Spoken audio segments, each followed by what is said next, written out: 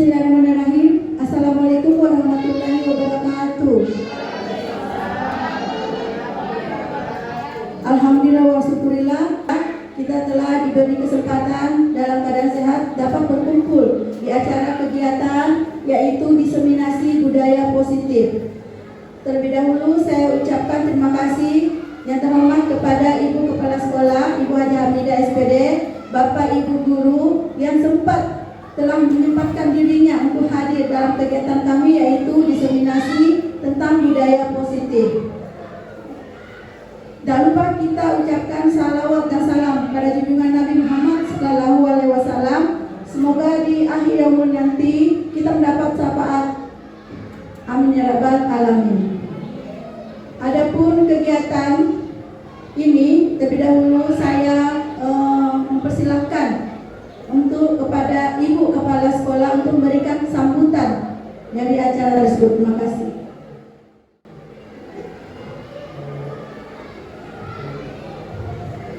Bismillahirrahmanirrahim. Assalamualaikum warahmatullahi wabarakatuh. Waalaikumsalam warahmatullahi wabarakatuh. Alhamdulillah, bersyukur kita berhentinya panjatkan kepada Allah Subhanahu wa Ta'ala berkat pada makanan sehingga alhamdulillah kita berkumpul di ruangan ini, di tempat ini dalam keadaan sehat walafiat. Salam dan salawat kepada junjungan Nabi Muhammad SAW beserta para sahabat dan keluarganya. Pertama-tama saya berikan apresiasi kepada calon guru penggerak. Alhamdulillah, mudah-mudahan nanti ada yang menyusul. Jadi pertama-tama saya ucapkan terima kasih kepada teman-teman yang juga sempat hadir malam ini guna mengikuti acara dari CPD kita ini untuk yaitu atraksi nyata diseminasi. Adapun saya lihat ini adalah budaya positif. Alhamdulillah. Jadi kalian dulu ada positif. Budaya tidak kebiasaan. Jadi saat ini kita berusaha atau berkali harapan kita semua mudah-mudahan adanya kegiatan ini sehingga di sekolah kita ini ada perubahan dari kita kali berguna budaya apa yang bernilai positif seperti ini salam semua bisa ya. Tapi alhamdulillah mudah-mudahan dengan adanya kegiatan ini sehingga kedepannya sekolah kita ini anak-anak kita sudah terbiasa, sudah membudaya tanpa kita perintahkan. Karena sebenarnya contoh saja kita sudah lihat di negara kita, kita sudah membudaya. Jadi dari budaya membiasakan. Nah, jadi alhamdulillah saya lihat dari dulu saja kita sudah lihat, sudah tidak membayangkan kalau ini terjadi di sekolah kita. Budaya sudah terbiasa dengan anak-anak dalam hal apapun yang berbentuk positif. Insya Allah lepas sekolah kita ini bakal lebih baik lagi. Jadi harapan saya mudah-mudahan calon guru penggerak calon guru penggerak kita ini apa yang kita lakukan semua kemudian kita Assalamualaikum warahmatullahi wabarakatuh. Waalaikumsalam warahmatullahi wabarakatuh. Alhamdulillah, terima kasih banyak Bu Haji atas sambutannya. Nah, sebelum kita mulai, adapun yang kita bawakan adalah diseminasi tentang nilai budaya positif. Oke, sebelumnya mungkin Bapak Ibu guru sekalian mungkin capek. Tadi sudah mengajar, sudah masuk di kelasnya. Nah, sebelumnya kita masuk, saya ingin Ibu guru sekalian, kalau saya bilang langit berarti berdiri. Kalau saya bilang bumi berarti duduk. Oke. Langit. Oke. Nah, yuk kita senyum selama 30 detik. Saya karena tema kita adalah budaya positif. Saya ingin dalam ruangan ini ada aura-aura positifnya. Ya. Jadi saya ingin Bapak Ibu saling berhadapan. Kalau tidak ada pasangannya boleh saling bertiga. Oke, 3 orang. Ya, jangan dulu senyumnya, nanti saya bilang senyum baru senyum. Oke? Oke, sudah saling berhadapan. Oke, mulai kita senyum dulu. Senyumnya tuh sampai kelihatan giginya ya. Temannya Oke, 1, 2, 3 senyum selama 30 detik. Oke, bagaimana? Sudah senang semua? Senang, alhamdulillah. Silakan, Bumi. Oke, tepuk tangan untuk kita semua. Oke, terima kasih. Bagaimana? Sudah senang, sudah muncul aura-aura positifnya karena kita ini sudah menghadapi tadi mulai pagi sampai siang kita menghadapi siswa kita pasti ada rasa lelah, capek ya. Jadi kita refleks dulu selama 30 detik dengan senyum. Oke, lanjut. Nah, adapun kegiatan ini, kegiatan budaya positif ini akan dibawakan pertama pemateri adalah Ibu Mulyana. Silakan Ibu Mulyana. Terima kasih Bu Wasmi. Jadi saya langsung saja. Jadi untuk budaya positif ini terdiri dari 6 konsep. Yang pertama, disiplin positif. Kedua, motivasi perilaku manusia. Yang ketiga, keyakinan sekolah atau kelas. Yang keempat, kebutuhan dasar manusia. Yang kelima, posisi kontrol restitusi. Yang terakhir, keenam, segitiga restitusi. Jadi ini budaya positif terdiri dari 6 konsep. Di mana konsepnya ini karena kami 2 orang CGP, kami bagi 2 kelompok, 2 materi ya. Jadi untuk materi pertama saya di bagian 1, 2, dan 3. Kemudian nanti di materi kedua 4, 5, 6 dipaparkan oleh Ibu Nur Asmi. Jadi di sini yang pertama budaya disiplin positif. Nah, disiplin positif ini yang saya mau gali dari teman-teman semua, apa sih itu disiplin positif menurut Bapak dan Ibu guru hebat?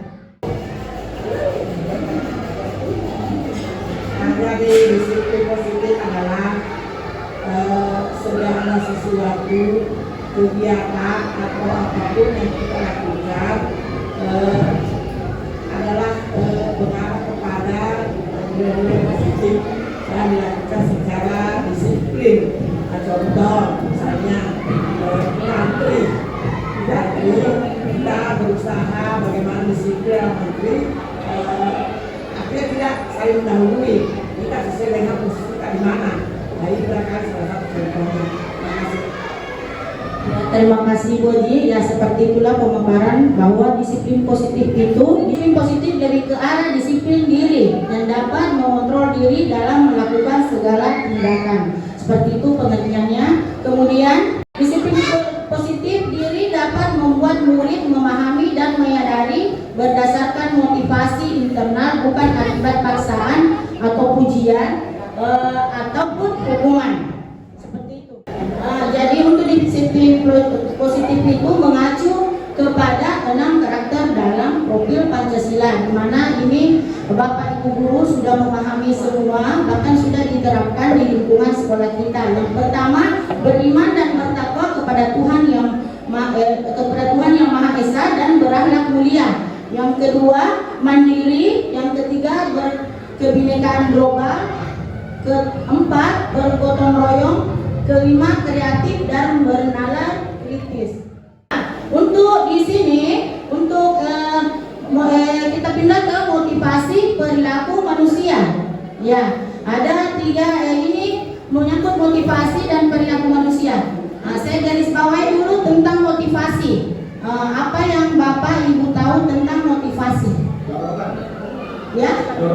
Ya, dorongan, betul sekali. Itu tentang dorongan, di mana dorongannya di sini misalnya itu saya memberi contoh misalnya dorongannya. Apakah kalau kita ke sekolah karena paksaan seperti itu? Terus apakah kita ke sekolah karena pujian? Atau memang karena pengaruh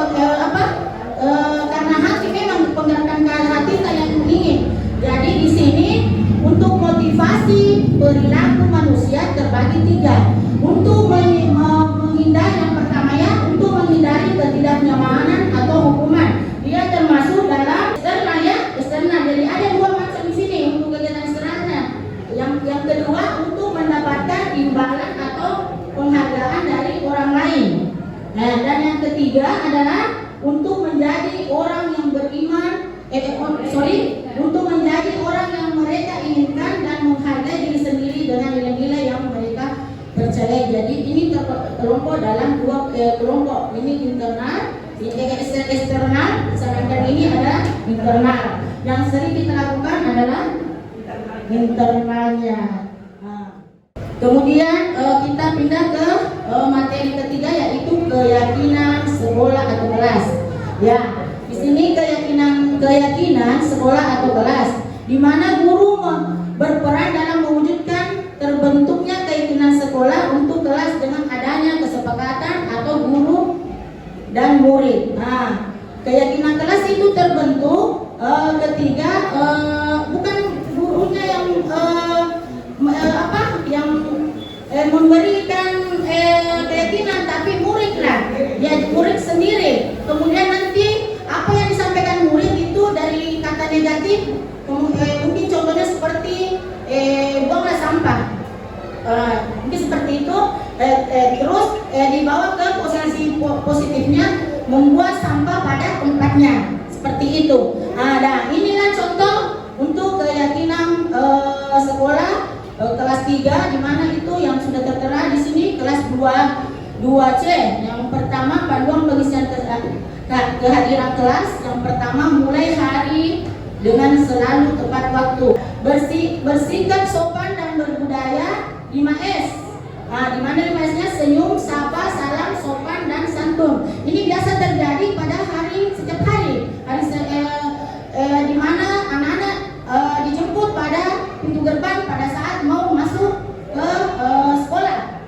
Begitupun kalau sudah di depan kelas dibariskan kembali dan kemudian kembali ke kelasnya. Terus tepat waktu dalam mengumpulkan tugas dengan penuh tanggung jawab. Biasanya kita memberikan tugas, insya Allah minggu depan kita akan periksa. Alhamdulillah, sekalinya diminta minggu depannya anak-anak sudah kumpul semua. Seperti itu. Terus yang selanjutnya, menjaga kebersihan diri sendiri, kelas dan lingkungannya. Itu tercover di penugasan kelas biasanya.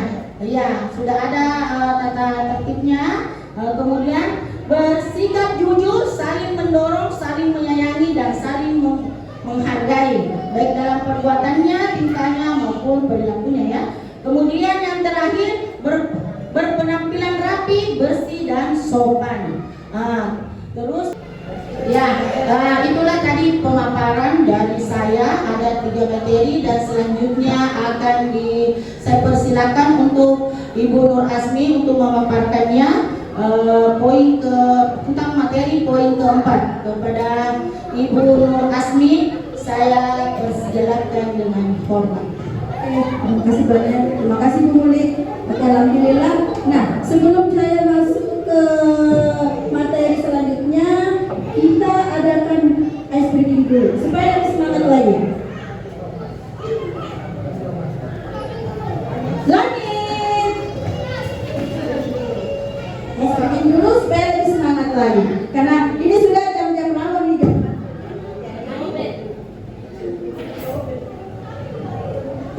Ini sudah jam-jam awalnya ya. Jadi supaya lebih semangat lagi, ikuti instruksi saya. Tepuk 1, jadi tepuk 1 ya. Tepuk 2 kiri kanan. Oke? Tepuk 2 kiri kanan. Oke. Tepuk 3 kiri kanan atas. Tepuk 3 kiri kanan atas. Tepuk 4 2 kali kanan, 2 kali kiri. Oke? Tepuk 5 2 kali kanan, 2 kali kiri atas. Oke, sudah paham semua? Oke, makasih banyak. Tangan 5 kali.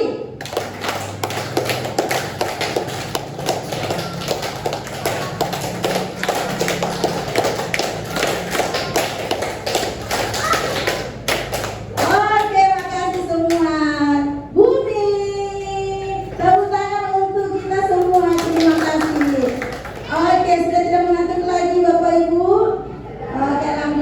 saya lanjut lagi ke materi selanjutnya. Tadi rekan saya Bu Mulin sudah memaparkan tentang budaya positif, tentang motivasi, dan yang ketiga itu tentang keyakinan kelas.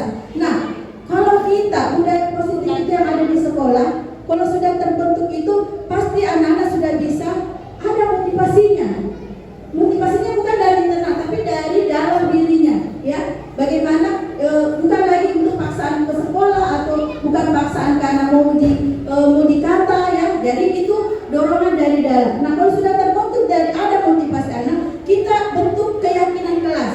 Nah, anak-anak yang membentuk keyakinan kelas ini anak-anak sendiri, bukan gurunya, ya. Jadi kalau ada pelanggaran, anak-anak tahu, oh konsekuensinya karena saya buat sendiri aturan.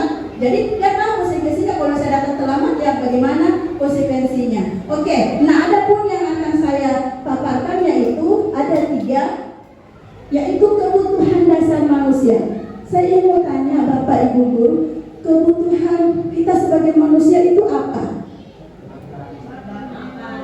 Oke, siapa yang bisa? Kebutuhan kita sebagai istri lah. Butuh kasih sayang. Apa lagi? Butuh perhatian, betul sekali. Butuh perlindungan. Betul sekali Bapak Ibu Guru semua. Nah, betul sekali. Nah, kalau suami tak tahu ini kuncinya dari ini kan contoh dari sebagai seorang istri, kebutuhannya ingin diperhatikan, ingin disayang, ingin dimanja. Butuh perhatian, ada perlindungan. Nah, kalau suami tahu kuncinya ini, pasti istrinya tidak uring-uringan. Iya. Begitupun kalau kita sebagai seorang guru, kita tahu apa kebutuhannya seorang siswa, pasti kita tahu. Oh, ini anaknya mungkin mau diperhatikan, anaknya bosan, gurunya harus bagaimana. Ini yang akan saya mau paparkan tentang kebutuhan dasar dari seorang siswa. Adapun itu kebutuhan yang ada di sini ada 5, yaitu bertahan hidup. Kedua adalah kasih sayang dan rasa diterima. Yang ketiga adalah penguasaan. Yang keempat kebebasan, dan yang kelima adalah kesenangan. Di sini akan saya paparkan ada studi kasus yang baru terjadi, yang siswanya Ibu Husna. Yang kejadiannya itu yang sembunyikan sepatunya temannya. Ternyata dia mau bukan temannya, dibagi. Karena tidak dikasih sama temannya ini. Ibu Husna guru wali kelas 3C. Sedang bingung menghadapi pula salah satu murid di kelasnya. Beberapa anak telah mengeluhkan Al-Saiki yang seringkali meminta bekal makan siang mereka dengan paksa. Jika Anda menghadapi situasi seperti Ibu Husna, apa yang akan Anda lakukan? Menurut Anda kira-kira apa alasan Al-Saiki melakukan hal tersebut? Kalau menurut Ibu, apa kira-kira yang Ibu akan lakukan? Bisa? Iya. Dengan cara memanggil orang tua. Menanyakan anaknya. Oh ya, dipanggil anaknya dulu. Ya, oke. Apa lagi? Ya, panggil orang tuanya. Oke. Ada lagi? Iya, cari solusinya. Betul sekali Bapak Ibu. Iya, di sini kebutuhan pertama sekali yaitu kita panggil anaknya. Kita panggilkan. Di sini alasannya mungkin Rizky. Kenapa nak? Kita tanya. Kenapa nak? Orang tuanya tidak membawakan bekal. Jadi di sini kebutuhannya anak ini adalah bertahan hidup. Ya, alasannya anak ini karena tidak dibawakan bekal sama orang tua. Jadi kebutuhannya anak ini apa? Bertahan hidup. Jadi jangan kita marahi. Ya. Alasan yang kedua, mengapa dia lakukan? Mungkin anak ini alasan kedua. Ini diperhatikan. Ya.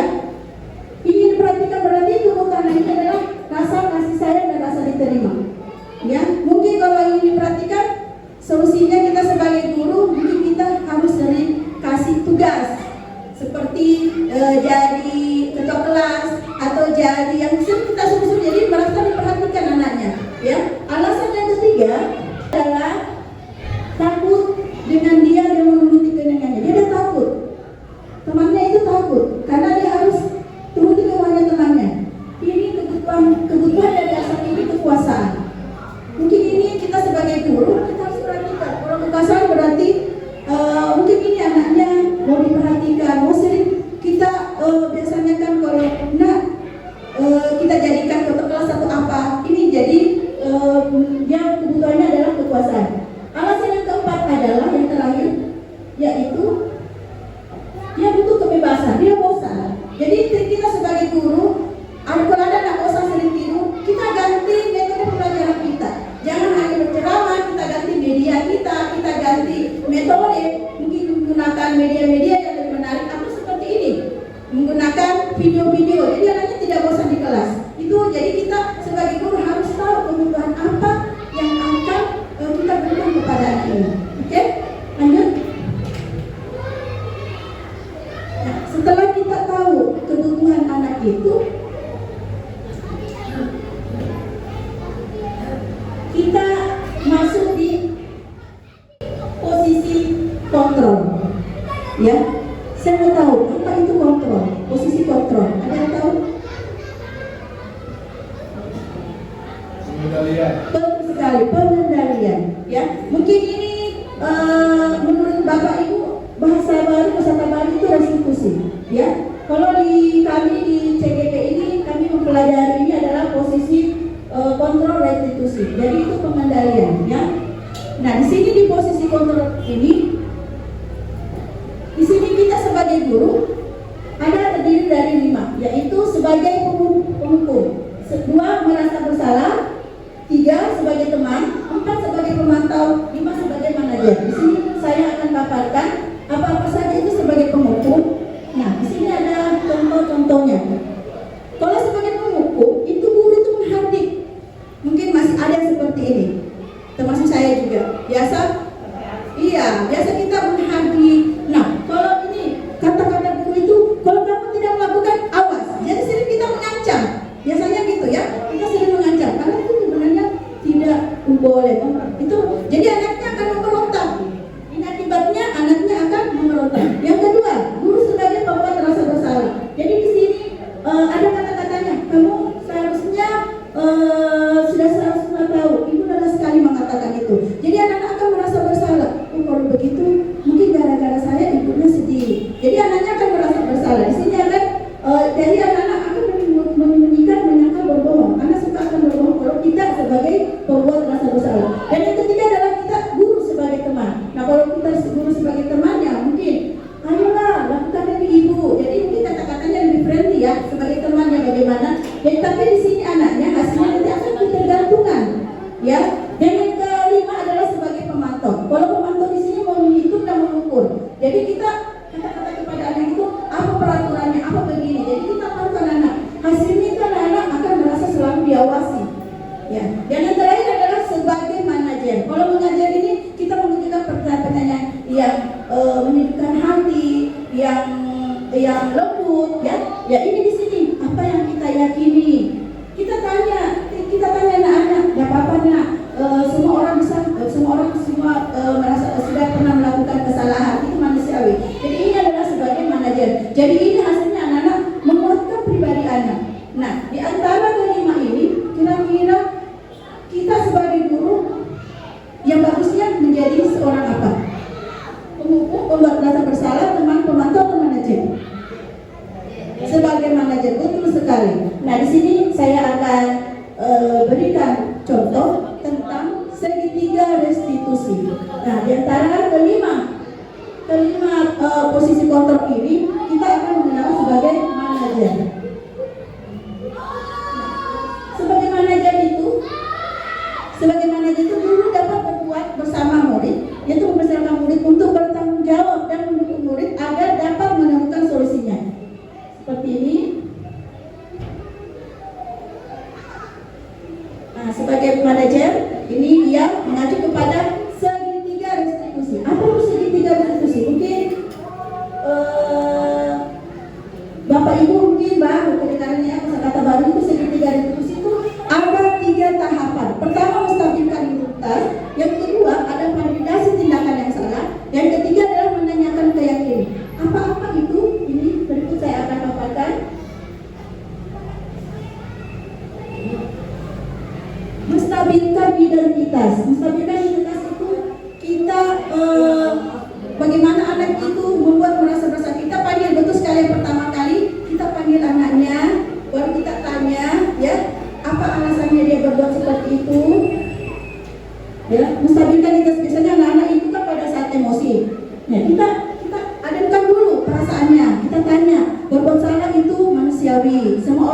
berbuat salah, ya. Dan selanjutnya adalah tahap validasi tindakan bersalah. Jadi di sini kita tanya anaknya, nah tadi itu kira-kira berbuat salah itu pasti punya alasan, ya. Jadi kita tanya alasannya kenapa, jangan langsung kita salahkan anaknya. Kita tanya dulu alasannya dia berbuat seperti itu kenapa, nak, ya.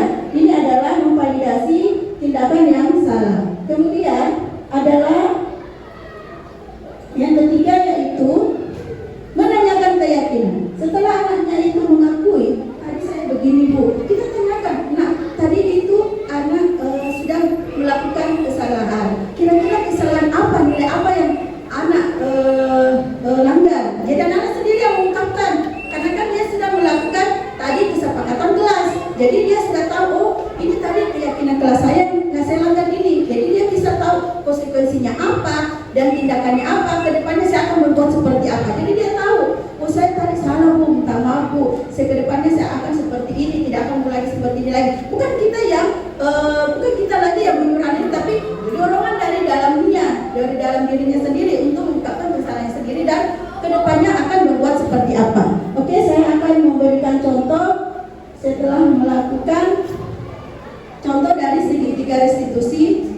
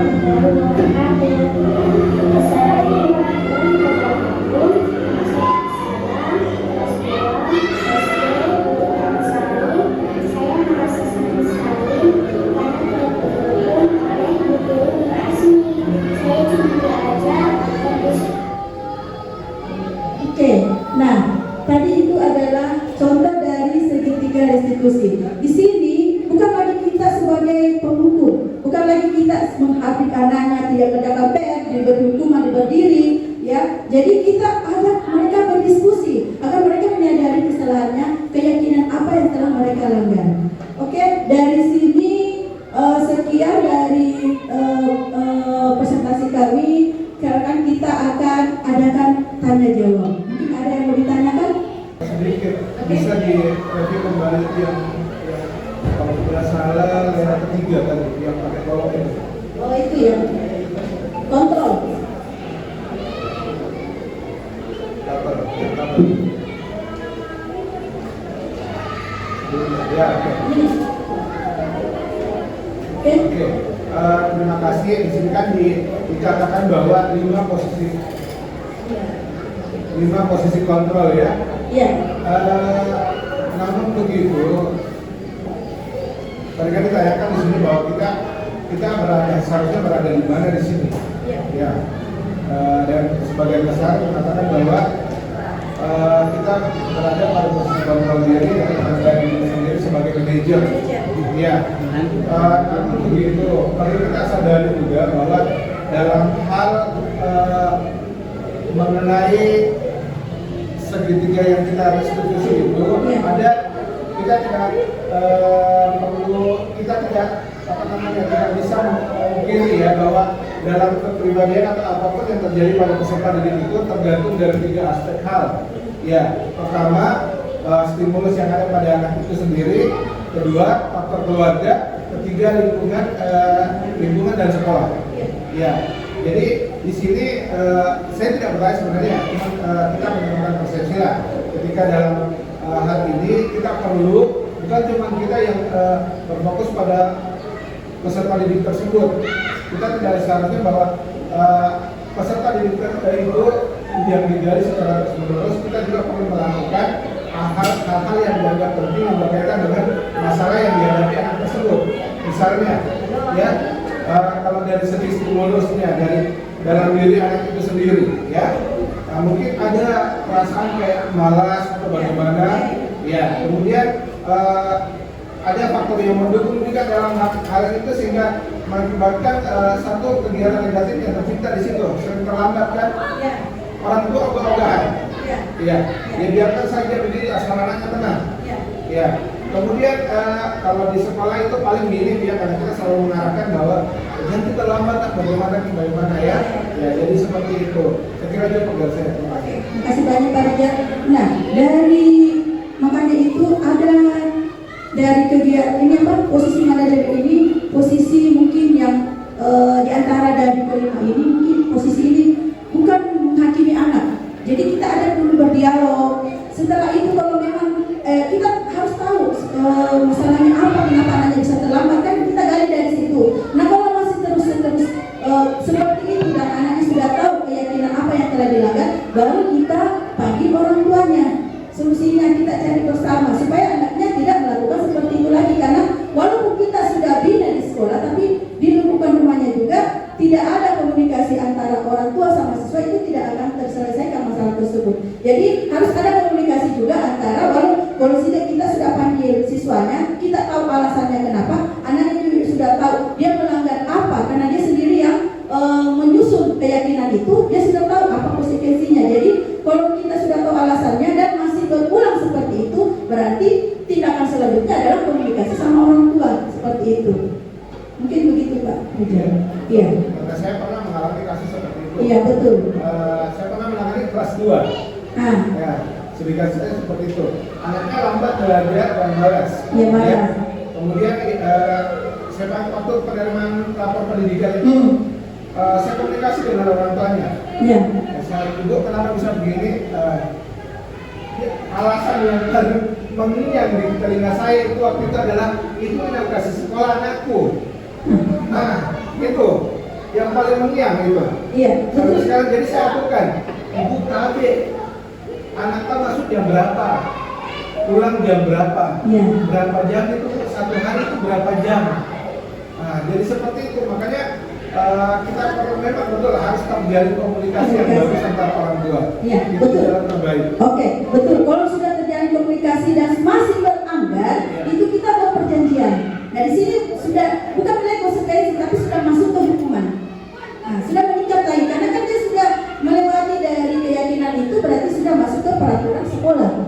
Nah, kalau peraturan sekolah pasti ada kan posisi-posisinya seperti apa. Kita buat penyanyian kepada orang tua siswanya seperti itu. Nah, kalau masih anaknya masih seperti ini berarti posisi-posisinya seperti apa Pak? Kita sudah buat perjanjian. Mungkin begitu solusinya Pak Rijal. Oke, ada yang ditambahkan lagi Bu Rik? Tidak? Oke, cukup. Ada yang mau ditanyakan lagi?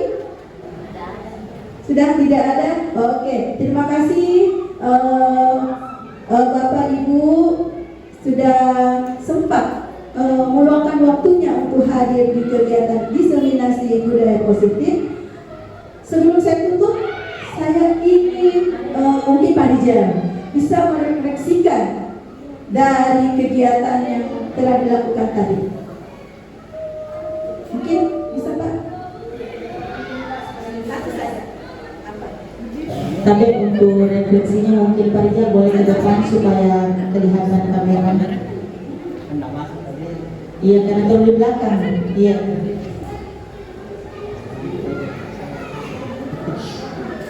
Iya, terima kasih atas kesempatan yang diberikan. Saya tidak tahu merefleksikan itu dan mulainya dari mana ya. Boleh dari film ini, boleh salah satunya. Oke, yang paling menarik dari pemaparan dari dua orang calon guru penggerak dari sekolah kita ini adalah saya tertarik dengan yang paling terakhir, ya, mengenai posisi kontrol. Kenapa? Karena ini memang kita bersentuhan langsung dengan apa yang menjadi kewajiban kita di sekolah. Ya, sebagai seorang pendidik, saya tertarik ini yang menjadi teman. Justru kenapa? Saya selalu mengatakan bahwa anak-anakku sekalian, kalian boleh menganggap Bapak itu sebagai teman. Kalau curhat silahkan, oke, tapi dengan satu batasan bahwa kalian tahu bahwa kalian adalah peserta didik dan saya adalah guru pendidik. Jadi ada batasan yang tidak boleh kita langgar. Jadi cukup menarik bagi saya pemaparan hari ini dari kedua calon guru penggerak dan untuk kita semua, mudah-mudahan ini bisa kita terapkan dalam pendidikan meskipun sudah dilakukan, tetapi kita belum bisa memilah bahwa ini bagian ini bagian ini. Iya, sebenarnya ini sudah sangat sering terjadi, utamanya kelas rendah ya. Iya, karena pendekatan itu, super sekali, membuat anaknya orang dari tidak bisa membaca menjadi membaca.